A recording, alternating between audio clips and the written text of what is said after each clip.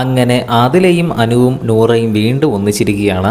അനുമോള് രാത്രി കിടക്കാൻ നേരത്ത് മൈക്കൊക്കെ ഇട്ടുകൊണ്ട് നേരെ ആദിലയുടെയും നൂറയുടെയും കട്ടിൽ വന്ന് കിടന്നിട്ട് അവരെ കെട്ടിപ്പിടിച്ചിട്ട് അവരോട് വർത്തമാനം പറയുന്നു. അപ്പോൾ ആദ്യം ആദിലയും നൂറയൊന്നും മൈൻഡ് ചെയ്യുന്നില്ല. നൂറ അവിടെ കിടന്ന് ഉറങ്ങിക്കൊണ്ടിരിക്കുകയാണ്. നൂറ തന്നെ നൈസായിട്ട് അനുമോൾ തോണ്ടുന്നൊക്കെ ഉണ്ട്.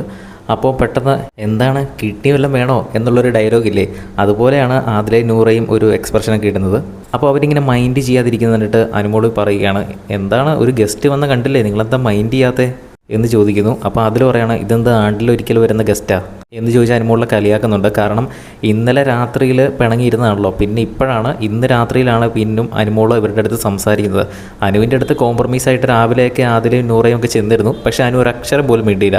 അനു പറയുന്നുണ്ട്, ഞാൻ ഇന്നലെ തന്നെ തീരുമാനിച്ചതാണ് ആരോടും ഒരു അക്ഷരം പോലും മിണ്ടണ്ടായെന്ന്. അപ്പോൾ അതിൽ പറയുന്നുണ്ട്, നീ കുറേ പേരുടെ അടുത്ത് മിണ്ടിയില്ലോ, നിൻ്റെ ഏറ്റവും ഫേവറേറ്റ് ആയിട്ടുള്ള അക്ബറിൻ്റെ അടുത്തും മനീഷിൻ്റെ അടുത്തും ലക്ഷ്മിയുടെ അടുത്തൊക്കെ മിണ്ടിയില്ലോ, ഞങ്ങളുടെ അടുത്ത് മാത്രമല്ലേ മിണ്ടാത്തുള്ളൂ എന്ന് ചോദിച്ചു. അപ്പോൾ അനുമോൾ എന്തൊക്കെയോ ഒരു ന്യായം പറയുന്നുണ്ട്. അവരിങ്ങോട്ട് വന്നതാണ്, ടാസ്കിനിടയിൽ മിണ്ടിയതാണ്, അങ്ങനെയൊക്കെ പറഞ്ഞ് ഒഴിവാക്കുന്നു. എന്തായാലും അവർ തമ്മിൽ പ്രശ്നമൊന്നുമില്ല, അവരങ്ങനെ വീണ്ടും ഒന്നിച്ചിരിക്കുകയാണ്. അതിലെയാണ് കേട്ടോ കൂടുതലും മിണ്ടിയത്. നൂറ അങ്ങനെ അധികം മിണ്ടിയിട്ടില്ല. എന്തായാലും ഗ്യാങ് വീണ്ടും റീഫോം ചെയ്തിരിക്കുകയാണ്. ബിഗ് ബോസിൻ്റെ കൂടുതൽ അപ്ഡേറ്റുകൾക്കായിട്ട് ചാനൽ സബ്സ്ക്രൈബ് ചെയ്യുക.